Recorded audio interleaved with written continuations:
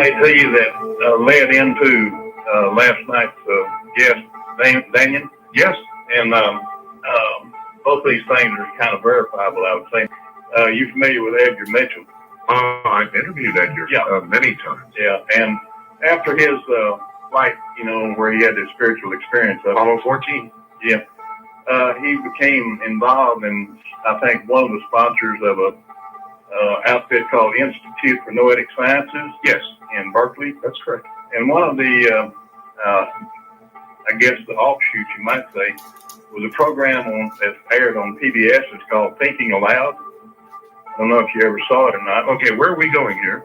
Okay, well, what I wanted to get around to you was there was a guest on this show, and usually the people who were came to the Institute became guests on the show. This guy was an anthropologist or an archaeologist, and he said that, they have a game that they play at the Society of Archaeology, and it's worldwide. And if you come up with something that doesn't go along with the program, well, you have to suppress it.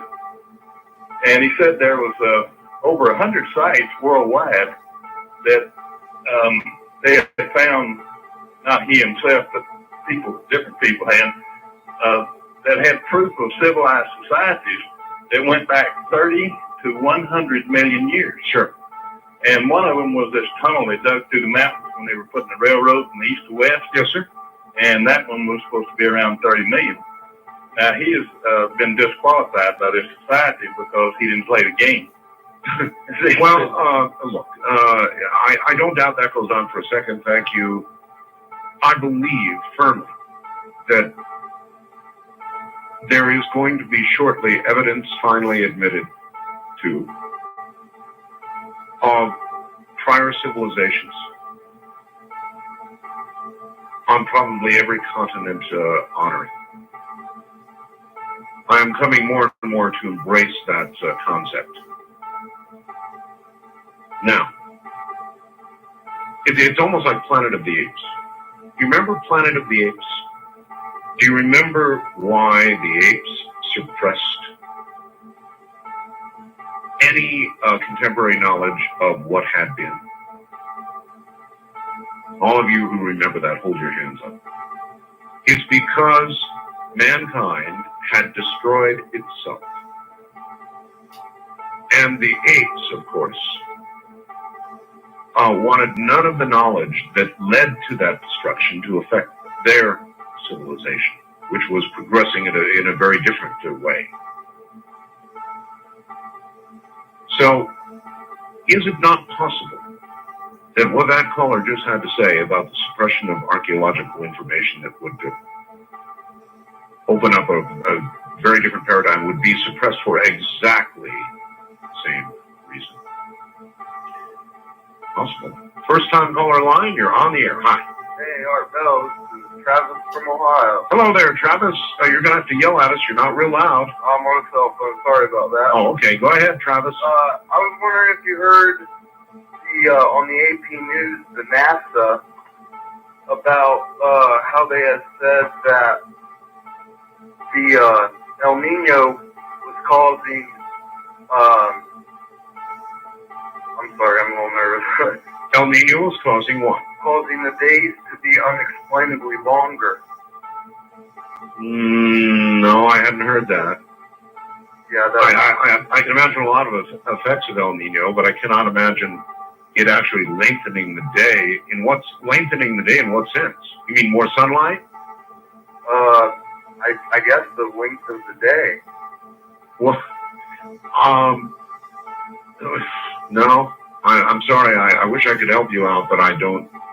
I can't. No, I can't. I don't rule out anything because it'll turn out I'm somehow screwed up. But how would El Nino actually affect time? I mean, that is what you're saying, right? The actual length of the day.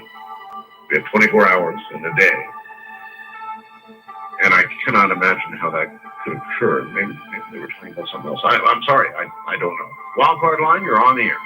Hello, Art. Super Dave, Anchorage, Alaska. Hello, Super Dave. How are you doing? Pretty good, pretty good. Last time I talked to you, you were up here at K9 last summer. That's right. I I got a few things I want to say. I myself have dabbled a little in micro, tiny, those little FM transmitters that are so tiny they run on a 9-volt battery. Yes. And that was fun. But what I've been doing lately, and it's all legal and it's really neat, is public access On cable. on cable. And Yeah. it's free TV. Sometimes they even loan you equipment, which is pretty neat. And you can get your views out in a different medium. I know it. Let me tell you something. It's about damn time that cable came through on their promise.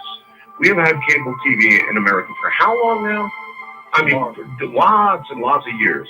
The original promise of cable television was that it would become an interactive medium and that there would be lots of local access and all that sort of stuff. And for years, they ignored it. They ignored it. I mean, why, for example, isn't cable TV carrying talk shows, radio talk shows? You know how they have channels up where they have a billboard and they've got music behind it? Right. What the hell's the matter with those people? It should be talk shows. It should be something interactive. They're really missing the boat. We actually have a couple different channels that are like that, and they broadcast assembly meetings, local city assembly meetings. That's great. Other ones that broadcast advertising. If you want to pay some fee, you can actually advertise, and it's just like a scrolling, scrolling photos that keep changing, and actually have real estate that you can just view right there on the cable. But the public access. Listen, I have a break. Do you want to hold on? Sure, no problem. All right, then hold on through the break. We'll be right back. This is Coast to Coast AM. Yes, about time cable came through with their original promise.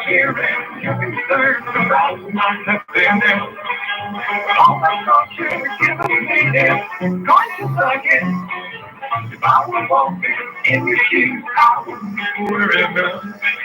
When you're not friends, the world without the having some fun. Count some flowers on the wall, let some flowers be out. Playing solitaire with the deck of this big one. Smoking cigarettes and one. All right, you're back on the air again, sir.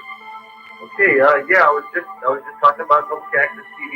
I wanted to tell you a quick little story.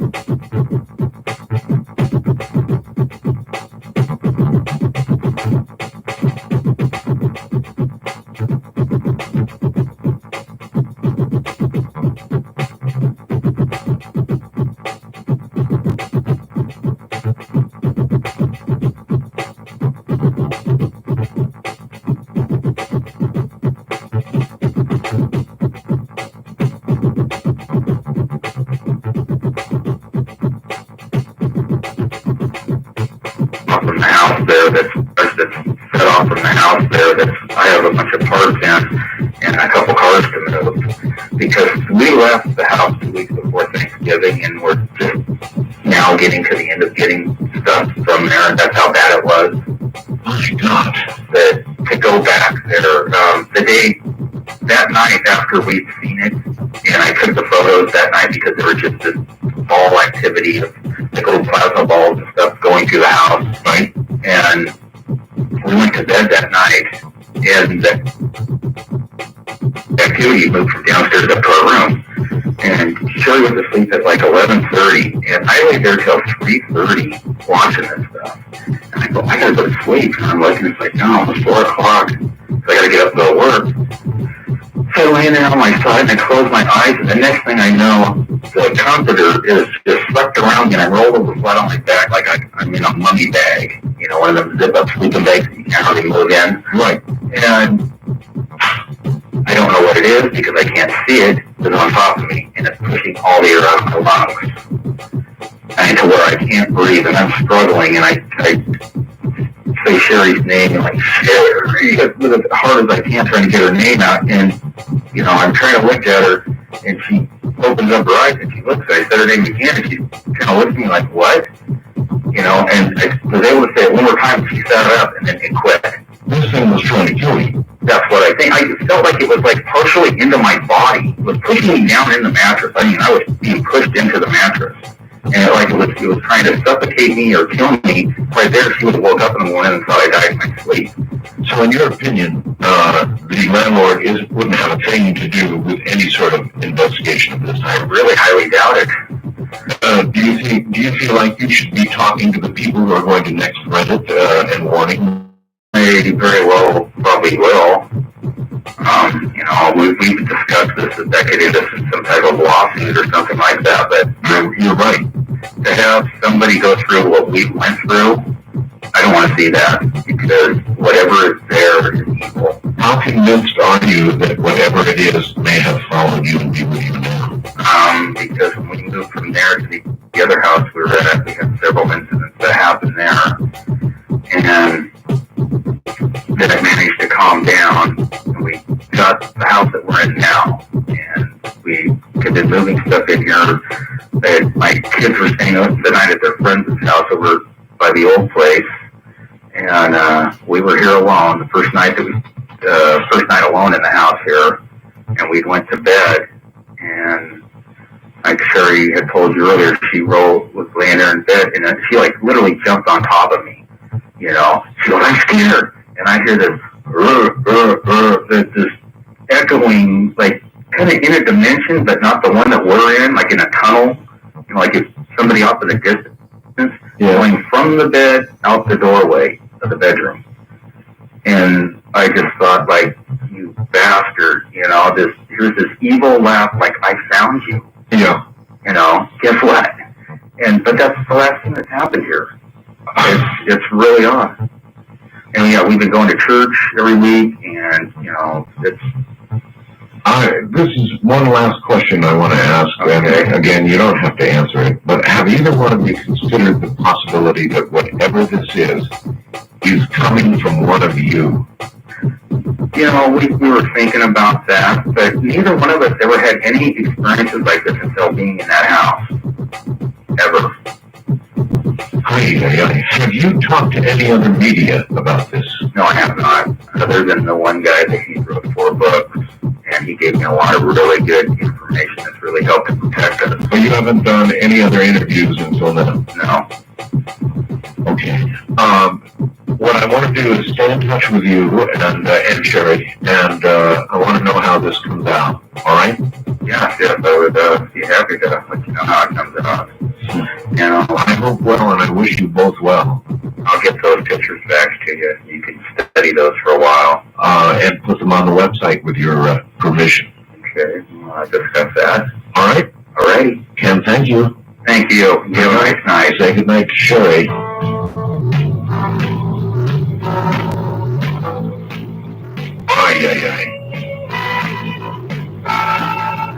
Okay. Onward. Monsters, the subject for tonight. guess that was a pretty good warm-up, wasn't it? From the high desert, I'm Art Bell. This is Coast to Coast AM. You're listening to Art Bell, somewhere in time, on Premier Radio Networks. Tonight, an encore presentation of Coast to Coast AM from January 25th, 2002.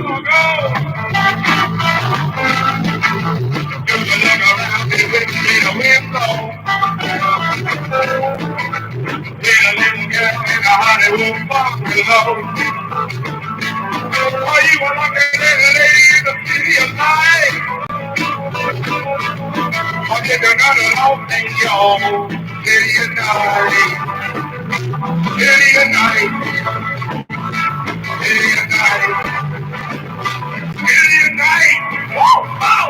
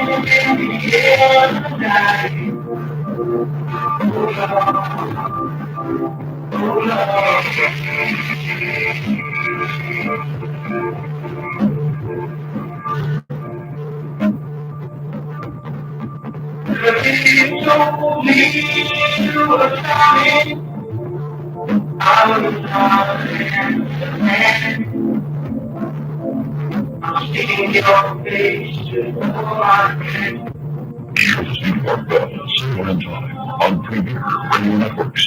Tonight, an encore presentation of Coast to Coast AM from January 25th, 2002. You know, in my opinion, from what you just heard, that's as bad as it gets. I mean, that's as bad as it gets. I mean, yikes.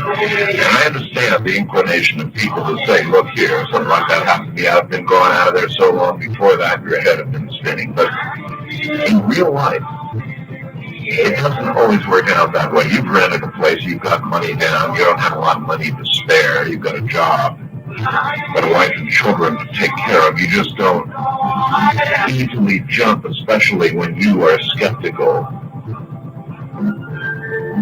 Boy, that went on for an awful long time, didn't it? Pretty freaky stuff. But then again, that's what this is the home of. Stay right there.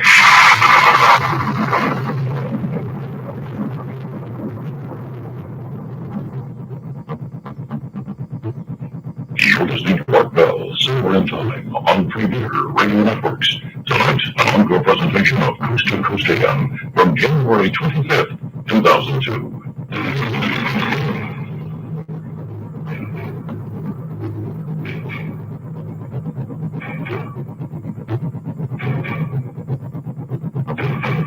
That was strange. Would that qualify as a monster? Well, maybe ghost monster. Sounded like a monster, didn't it? So, I thought I would ask you about monsters. Anybody's encountered monsters, and I sure did get a good start there. That was the last, he was actually the last caller on last night's program. I didn't get that kind of detail. Just one more item, and then we go to open lines. In 1966, Art, I passed through a pickup. I was riding a Honda 305 touring bike. This happened in front of a Catholic church just after Mass when the congregation was loitering outside 50 feet away. The event, in fact, was witnessed by almost the entire church, Nashville, Arkansas, including a local newspaper editor. The miracle did not, however, appear in the paper.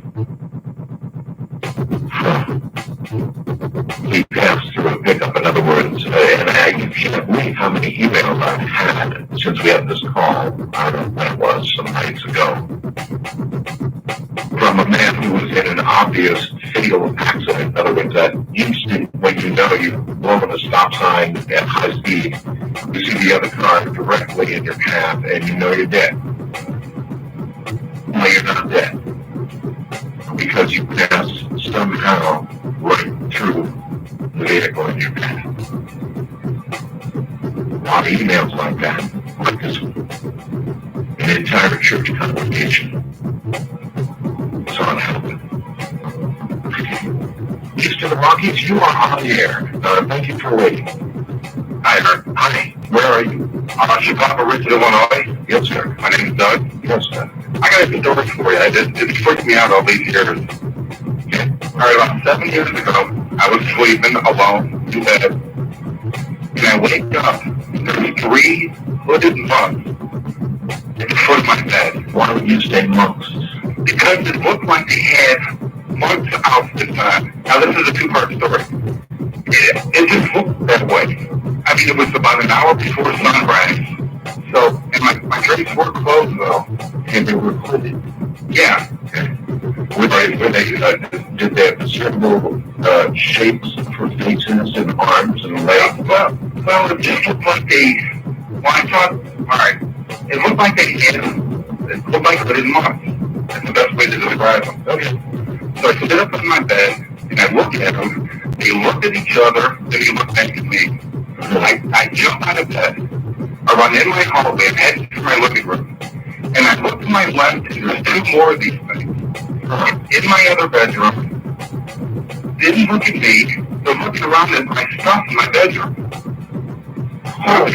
All right, this is the first part. I'm freaking out.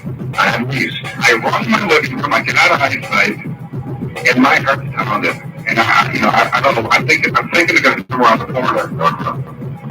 So I'm there for a couple minutes.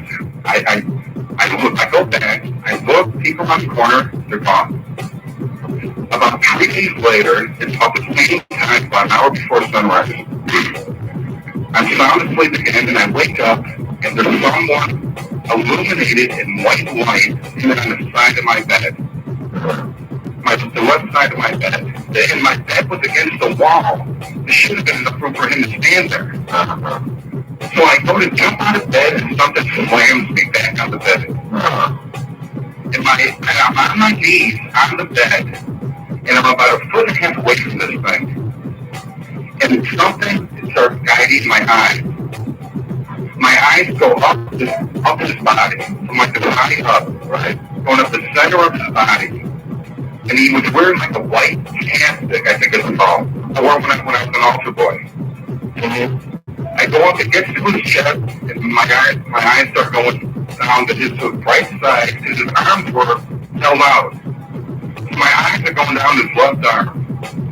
And right before I would have got to see his hand, it let me go, or I don't know what happened, but I ran. I ended up jumping out of bed and running. Logical reaction. Yeah. And again, I was freaking out. So now I don't think the drapes are closed anymore. You think it had something to do with the drapes being closed? Well, I think one other time I did sleep with my drapes closed, and I saw a ghost. An old woman. Any idea where these drapes came from? From the apartment. They were left here. And they are freaky looking. I don't think it's the drapes, but I mean, it freaks me out to this day. What is that? Do you have any thoughts on what it all meant? Well, after it happened, I'm thinking, well, maybe my soul could go either way. You know? Your soul? My soul. Maybe they were there looking around for your soul. No, I don't know. I'm glad the white figure came second. Then first, it's a good point. I guess. I mean, whatever comforts you. Thanks for the story. Thanks, Art. Yeah, take care. Figures his soul could go either way, but comforted by the fact that the guy in white came second, not first. 5 little guys in black looking around your apartment, or staring at you, and then obviously ransacking or looking around your apartment. Mr. Rockies, you are on the air. Hello. Hello. Yeah, this is Chuck in Fairbanks, Alaska. Hi, Chuck. And I was the Atlantic Tar fossilized ivory bone and also deal in fossils. And I had a customer who I sold a very, very rare fossil to as a bear. It was a huge monster bear. And last summer he called me and said, look, I got this film crew from England. And they're flying up and they want to take pictures of where this bear is. And I showed them around a little bit. We went to some mines. I took them in an underground mine where there's a mammoth skull.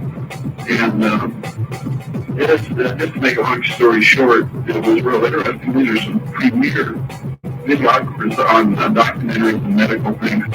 And they called me a few weeks later. They said, look, we're looking for, and I really didn't even know what this was all about. We're looking for some meat that is anywhere from 100 to 500, 1,000 years old. Now, why would anybody want that? Well, evidently, this hasn't come out yet. You do mention a little bit about this, these cells that they're getting out of bones. The human stem cells that would appear to be able to reproduce every single organ in your body. This is another scientist on the East Coast that's doing the same thing. It's along the same lines, and I had never heard of them before. These guys that were doing the video wouldn't tell me anything about it, but my friend, the collector, said they were called spore cells, and they're extremely microscopic. So what do you think they were trying to reproduce this? Well, here's what I found out later is that they can take these spore cells and they can cultivate them and actually grow them.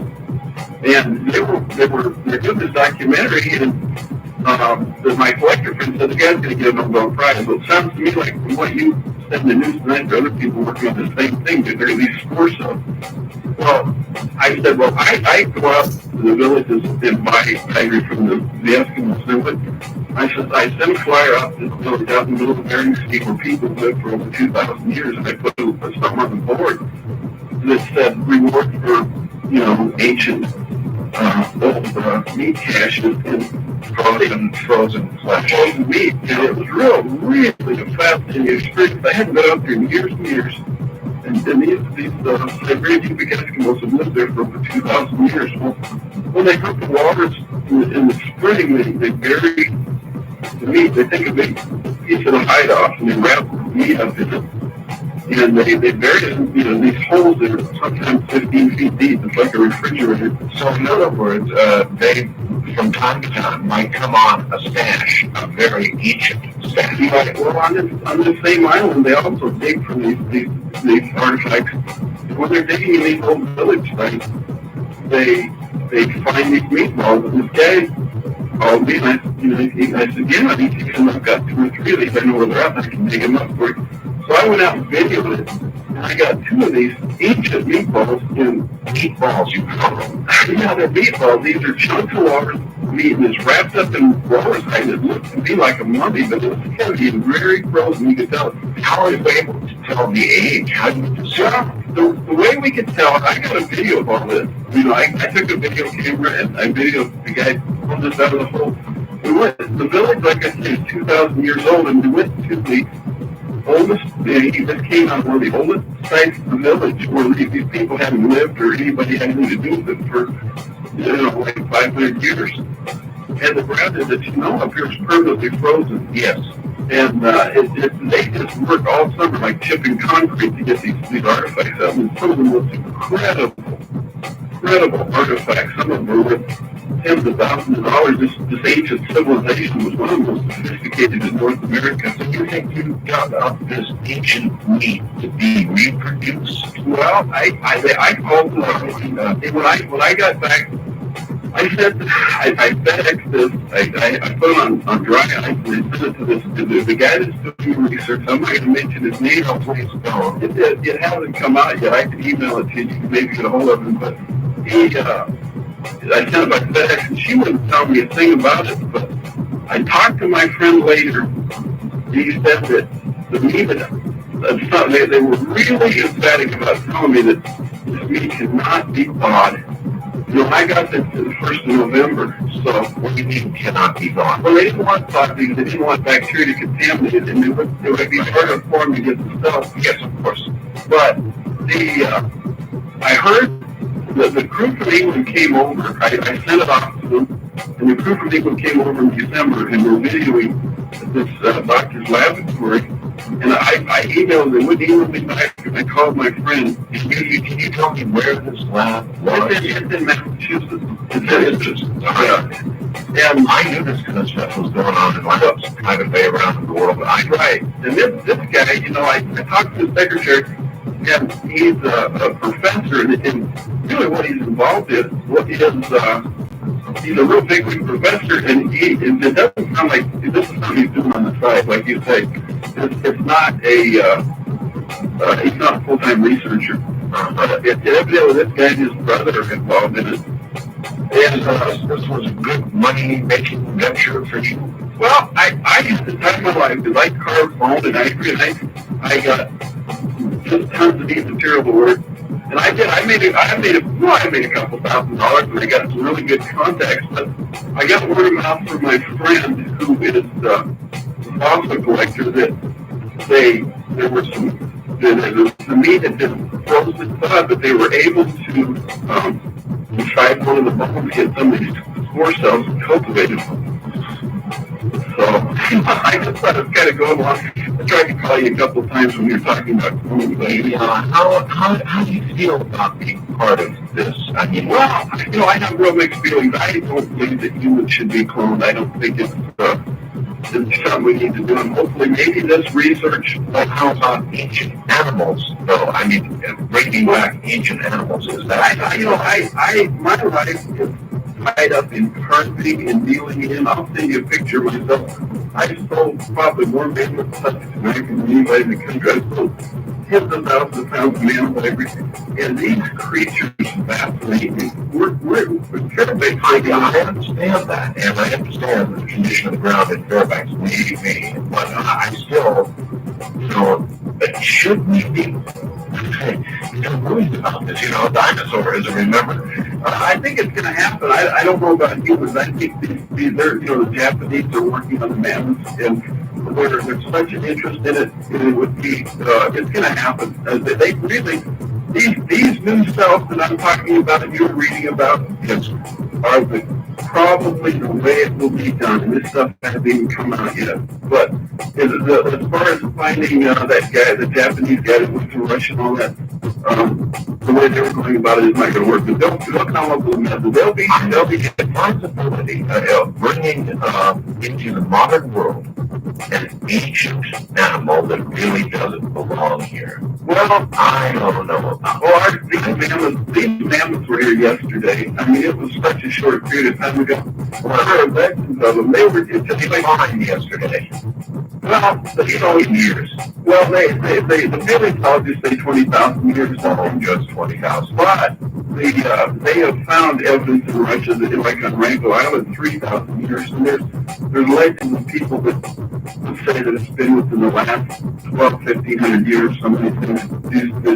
There were so many more animals. You know, Christ was, just survived 2002, right? Yeah. So you're talking about 20,000 years. It was still maybe a point in cosmic time, but I'm telling you, 20,000 years evolutionary, and in terms of the world's history as we know it, since Christ. Gosh, folks, that's a pretty ancient animal in a pretty modern world, and why do I always think something like this is going to go wrong? Well, it could. It very well could. And, I believe that the reason that these animals aren't here anymore is because of man. I look at it from a Christian perspective that the man, that Earth was designed, and it was so much more complex and beautiful because of what man has done to it by not taking care of the environment and not following the rule book. Things have gotten the way they are, and they will continue to lose species, and we're really messing things up. Still, Doesn't it strangely give you the heebie-jeebies? It does. To be honest with you, Art, but Going out and digging. I mean, bones are one thing, but digging up essentially fresh meat from 20,000 years ago and sending it to a scientist in Massachusetts. I don't know. I do have mixed feelings, but I think it's fascinating. I believe in the creator. I think that it's not going to go any further than he'll put a stop to it. I think that, I don't know. But, yeah, we can talk about that. I had a real interesting experience with Dave out here 2 weeks ago, or maybe a little longer than that. We have a daughter who we adopted, and she's 7. And this really shook me up. But came home from church and said, I ran across the road to check the mail.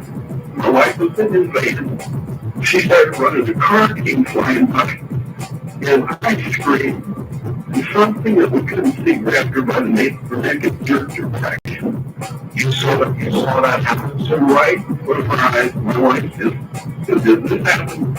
I don't know, it's been a few weeks ago. It was just, the guy was flying down the road. And you saw her at move as if by a totally unseen force. Exactly. We never had anything. Did you see anything actually going on her? Well, no, she was jerked backwards. She was running at a full tilt. They grabbed her from behind and pulled her back. Oh my God. and I honestly believe, like you say, Art, that things are happening at a breakneck pace.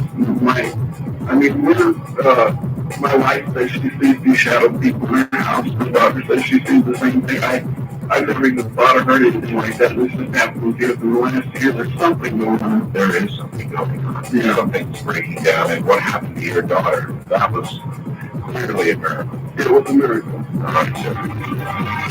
They didn't call from Fairbanks. Fresh meat, huh? Yikes. You're listening to our calls. We're in time. Tonight featuring the replay of Coast to Coast AM from January 25th, 2002.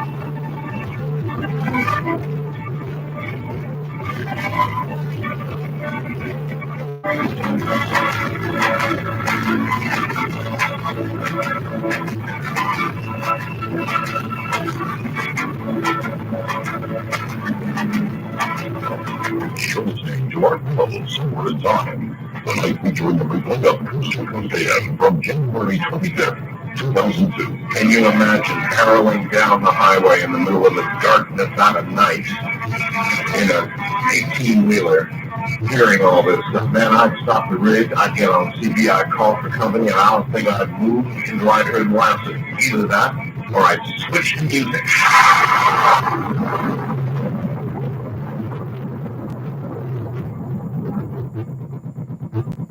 Now we take you back to the night of January 25th, 2002.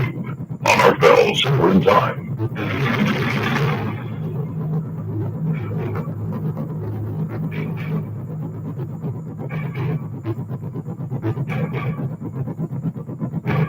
All right, once again, into the night and the unknown we go. We're in open lines. We're kind of talking about monsters of all kinds.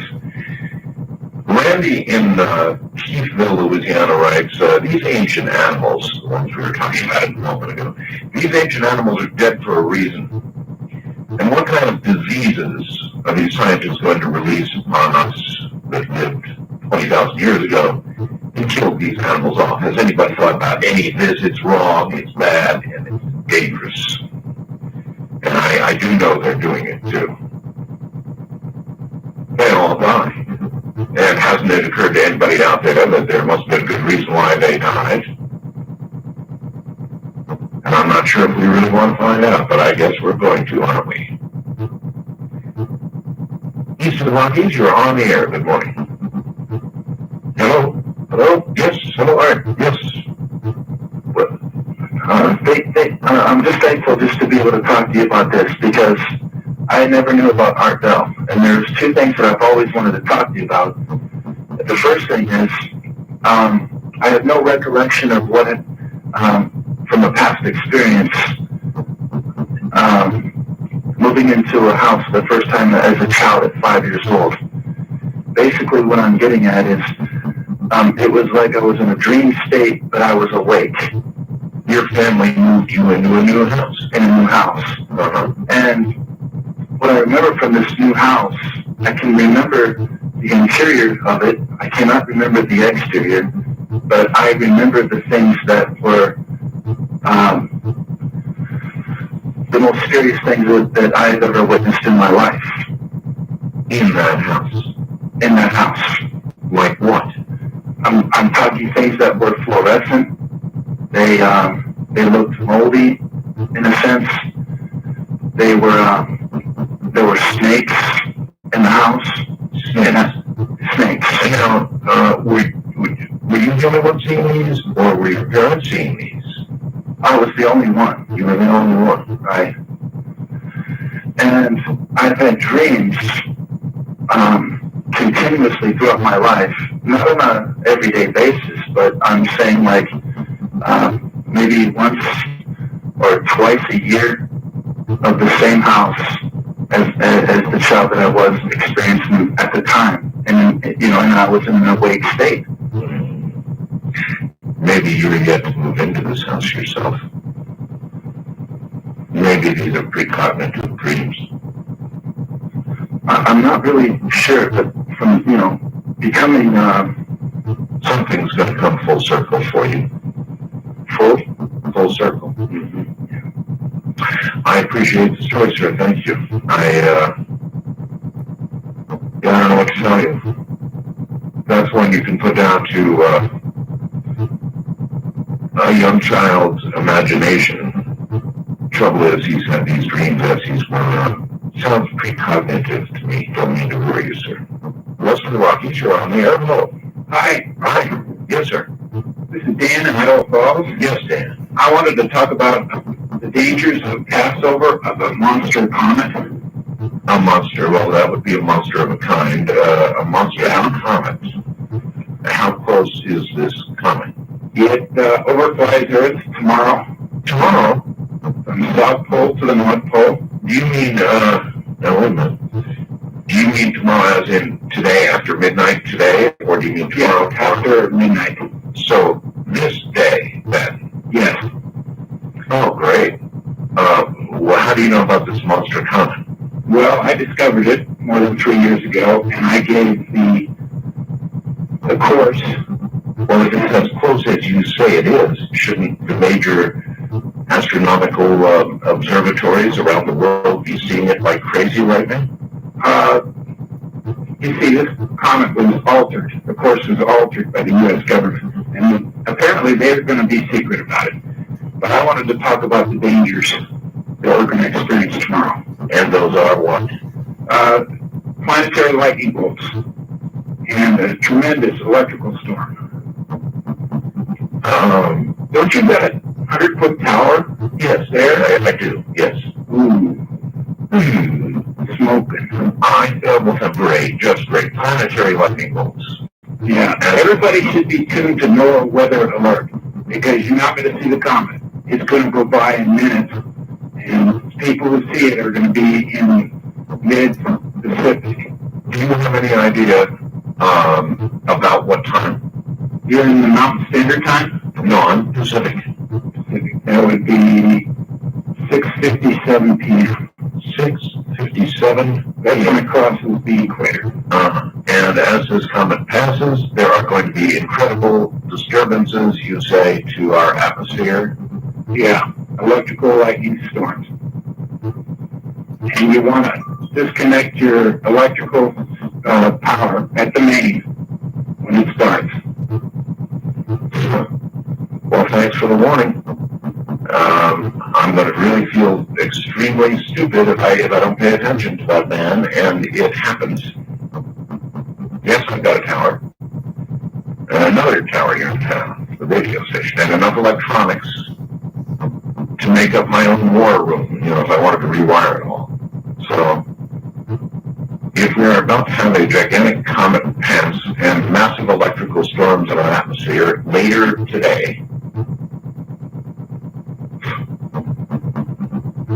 well, I guess this will be my last chat with you if that comes true, huh? Because it's going to fry all my broadcast equipment, my uplink, and all the stuff at the end of the dish, that the head that transmits to the satellite, and God knows what it's going to do to the satellite, so what chance do I have? First time caller line, you're on the air. Hello. Right? Yes. Hi, this is Jason from Syracuse, New York. Yes, Jason. I've been trying to call you for months. We've actually been contacted.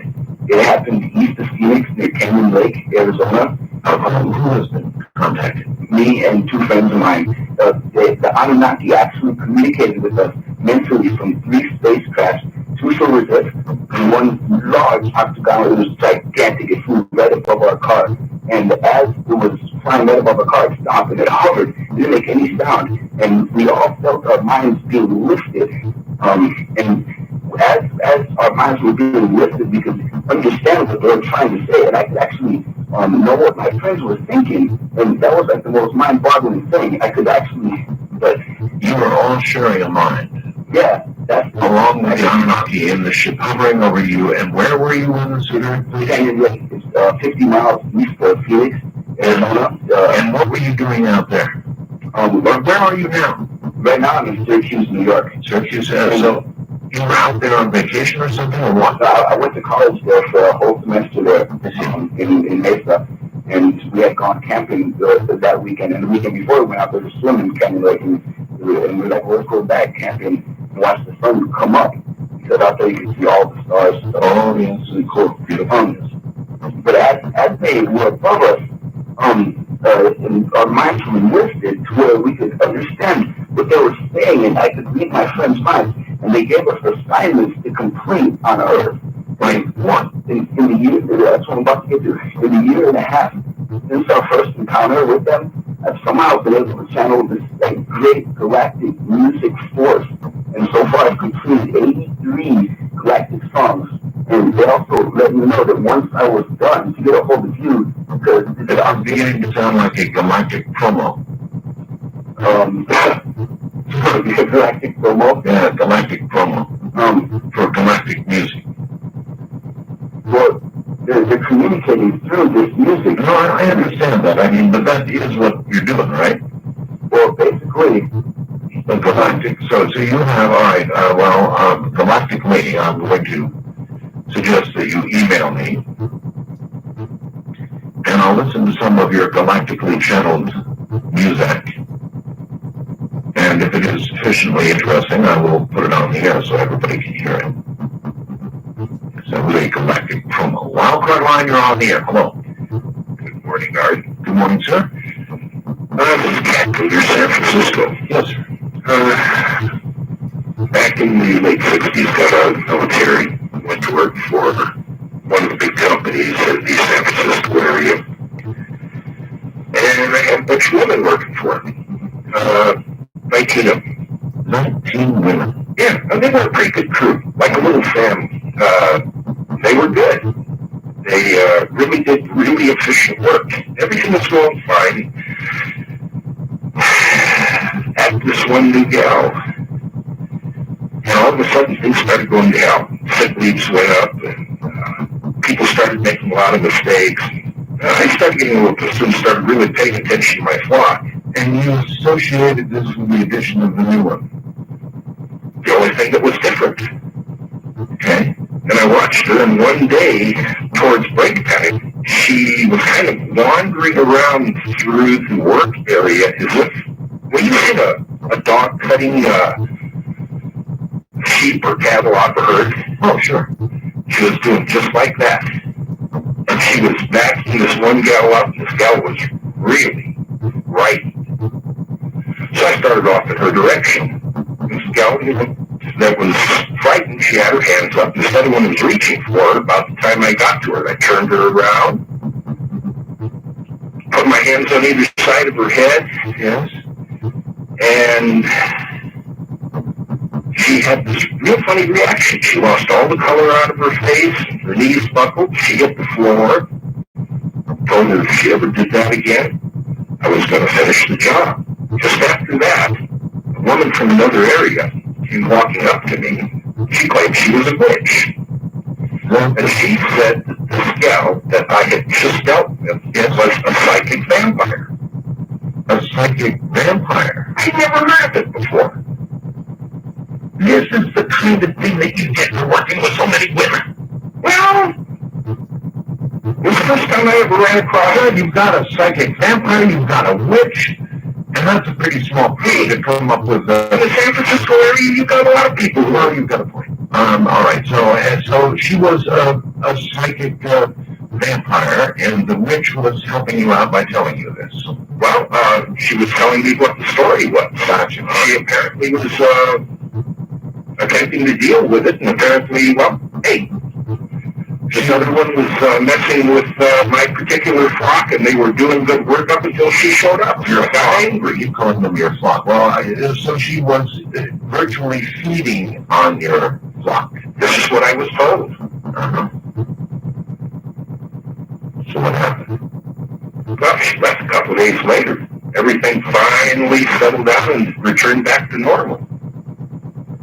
I've heard of psychic vampires. She had a funny look on her face when she was backing this gal up. Did the members of your flock have any comment on this woman?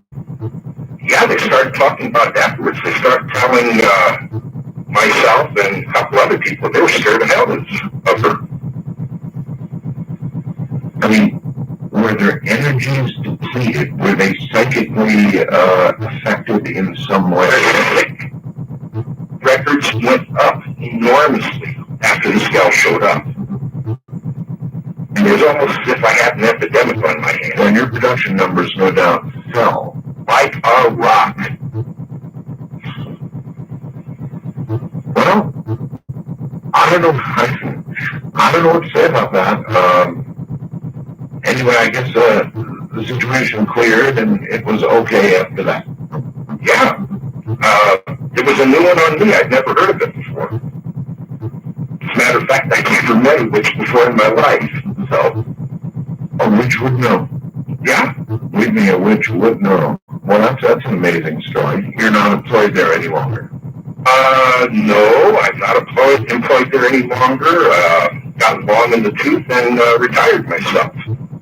I see. But that's one to remember, yeah?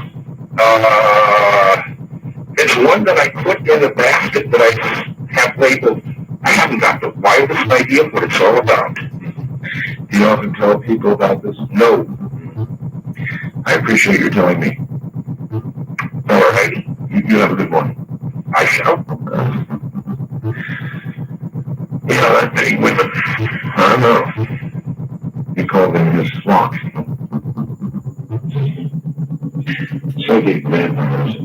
We have done a little bit of talk about psychic vampires in the past. They're an interesting group, and they do appear to be real. West of the Rockies, you're on the air. Hi, my name's Doug. I live in Bozeman, Mornington. Yes, sir. Yeah, I have a kind of crazy calling, and actually, just because I always consider myself a fan of yours, but I never thought that anything strange would ever happen to me. I recently moved into a house. I'd say about a year ago. And there's a lot of weird things that happen in it. Anywhere from late at night, I come home from work, I work the graveyard shift, and laying on the couch, kind of getting ready for bed. Sure. Knocking at the rear glass door, and I'm actually a police officer, so you are. We're reading a little bit, of course. And I come home and put my jumbo on the table,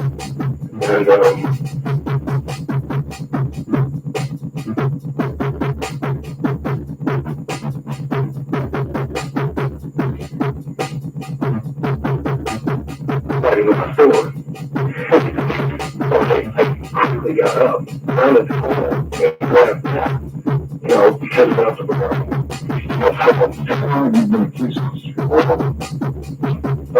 5 years ago. 5 years. You're on patrol duty?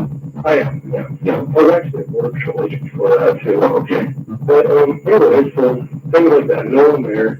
I searched around, couldn't find anything. Stereo turns on when I put on, this place is crazy. And listening to you talk to the guy earlier about having other concerns about,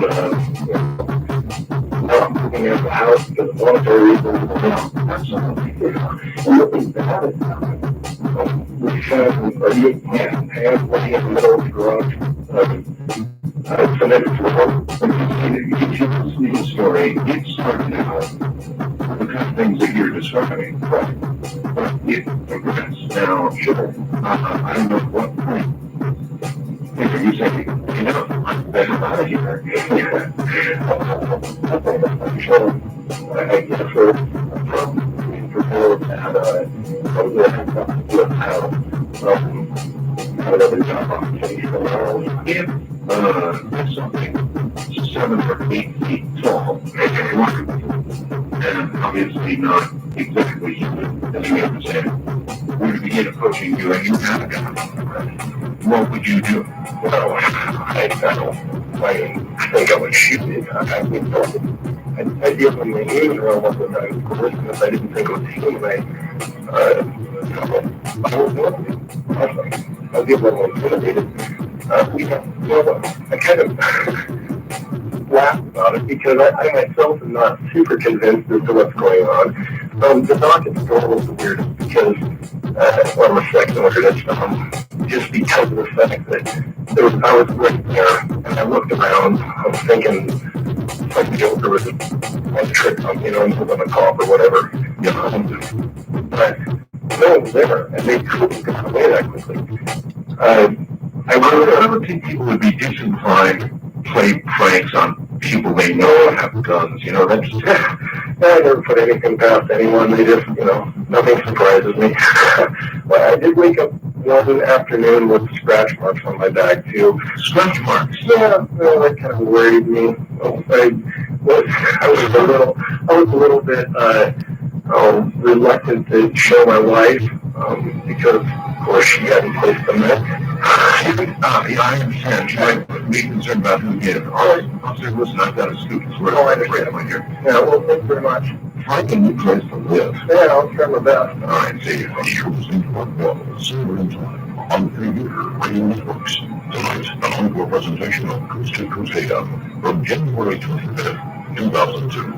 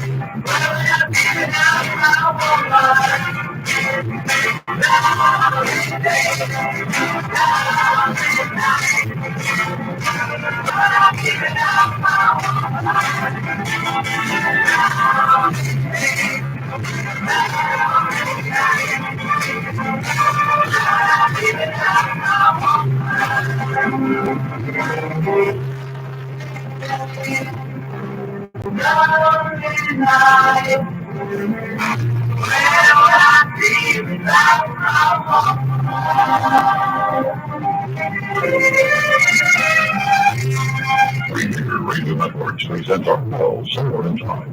Tonight's program originated on January 25th, 2002. Tonight's program may come under the category of be very, very careful what you ask for. I thought we talked just a little bit about monsters, but it's gotten way out of control. Way out of control. This is freaky stuff. We'll be right back.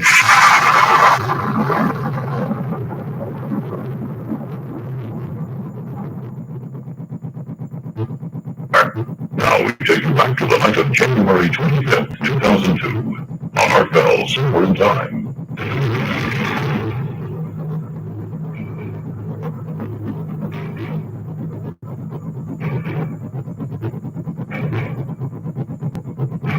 The next caller actually got the name of East City in Akron, Ohio. He just passed last name the following. A great story from you. I hear the UFO with my car. You might have chatted with me about it also, so I got the number and actually get Jay on the line. Hello there, Jay. I heard you fine. I'm doing good. You're in Ohio, huh? Yeah, I'm living in Akron. Yes, sir. What did he do on the stadium? What did he do? We talked about, I don't know, 99, on 99, I was driving home from Pittsburgh, Pennsylvania. Right. Even on Route 7, or Interstate 76, I had westbound. It was about 3 o'clock in the morning. I was visiting friends and I was heading home. And anybody in the freeway, there wasn't really any cars, and a couple of cases out in front, and I could run quick enough to probably about 70 miles an hour. Were you in a car or yeah, I was in my car. I drove right?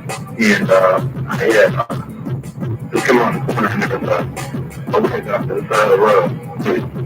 Went to a parking lot, and you were just sitting there. And went to a parking and blew his truck away.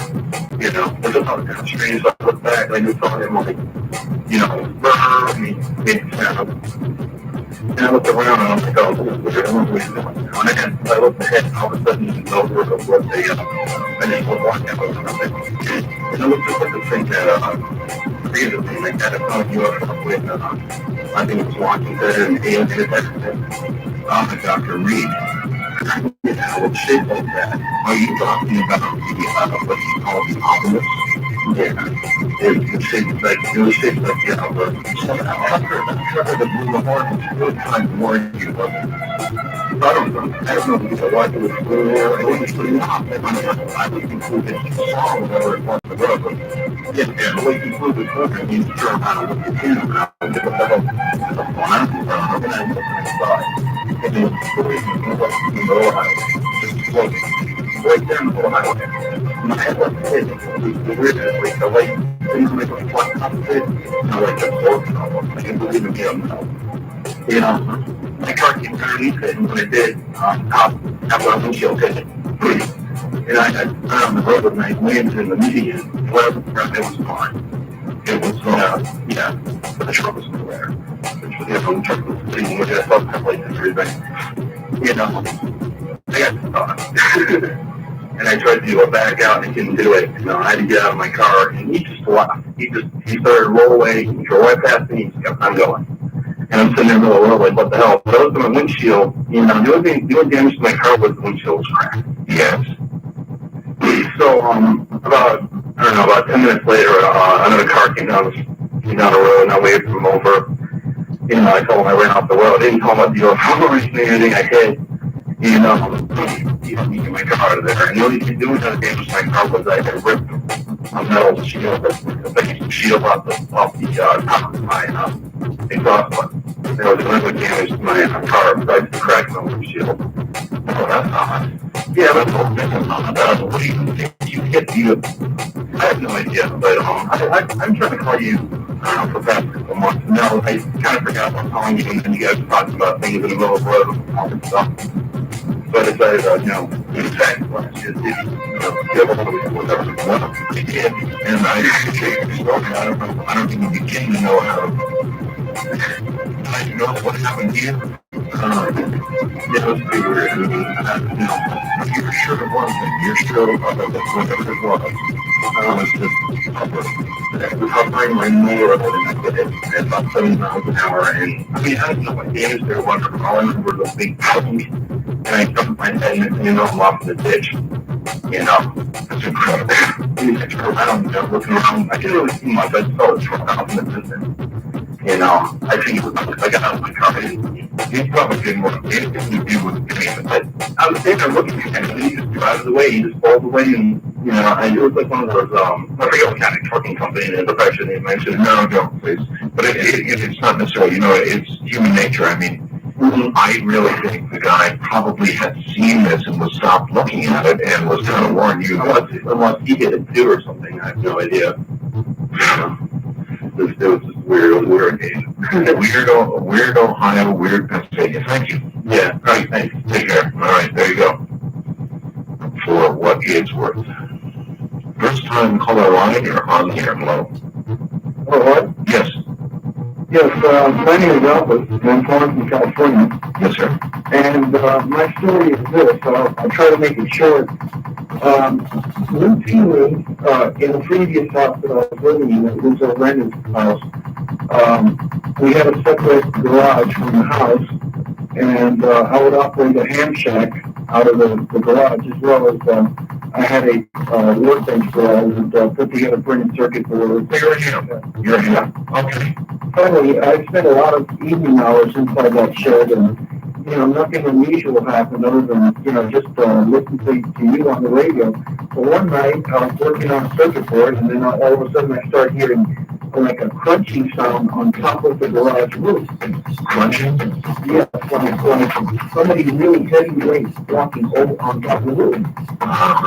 And since I had set up a lot of antennas on top of the roof for different frequencies. I hear you. It's like, oh my God, my antennas.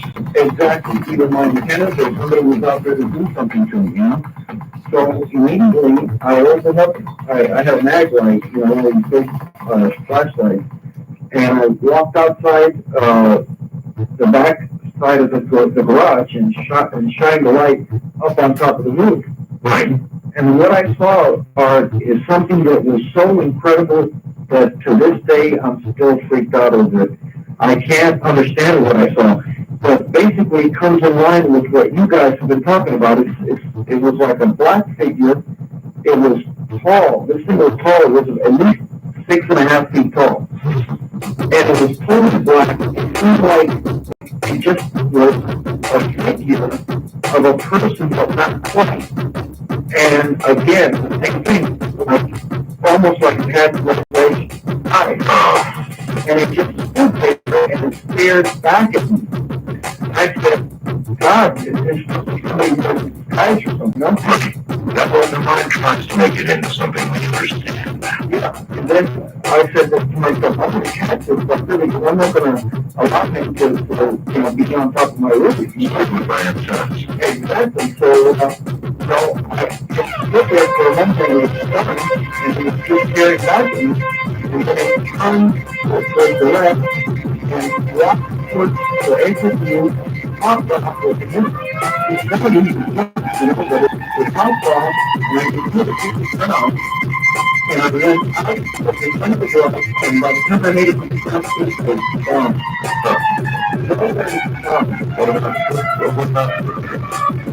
What about damage to your antennas? Nothing at all. Nothing at all. And I just can't explain what it was. It's something that I never did before in my life.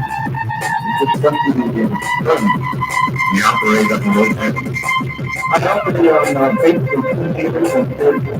running a lot of power. No, not much.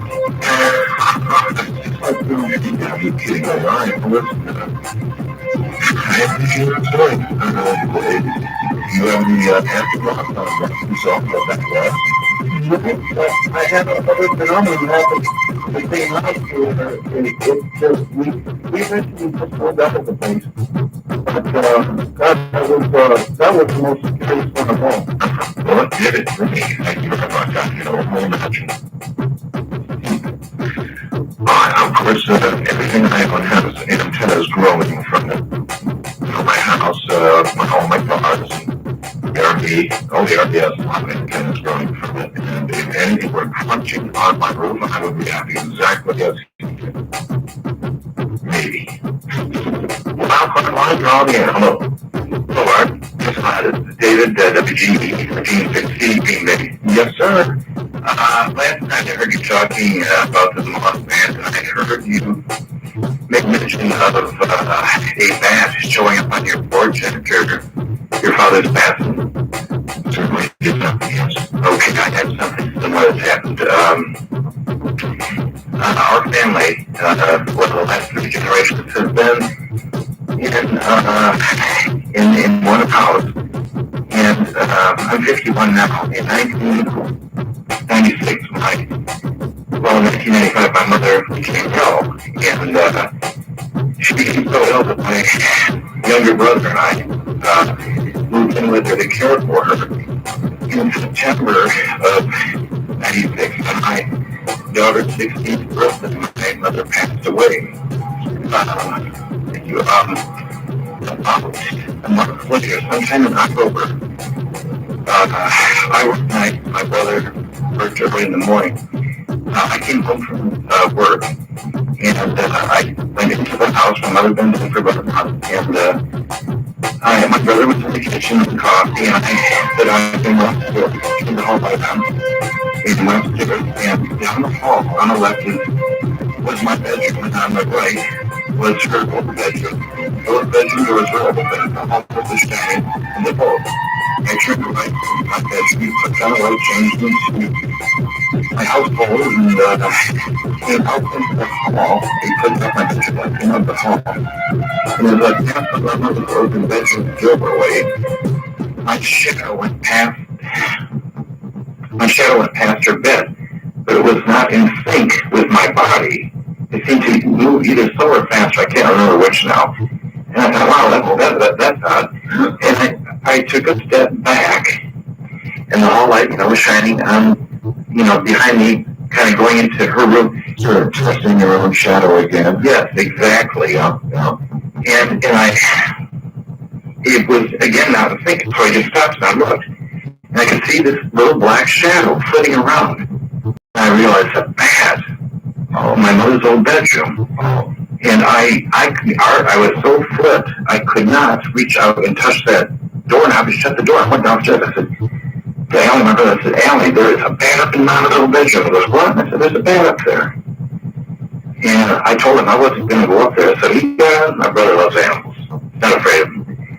He got these pair of leather gloves on, and I got a sack. And he's going to go catch the bat. Yes, he did. He brought it downstairs. About 5 minutes later, I was sitting at the kitchen table, ran upright. I mean, I wasn't moving. He said, I'm going to release it out in the backyard. My brother loves animals. He said, come on. I said, there's no way. And he said, well, it's more afraid you are than the Snow White. It's about the money in your hair, which I knew. I went out there, tipped the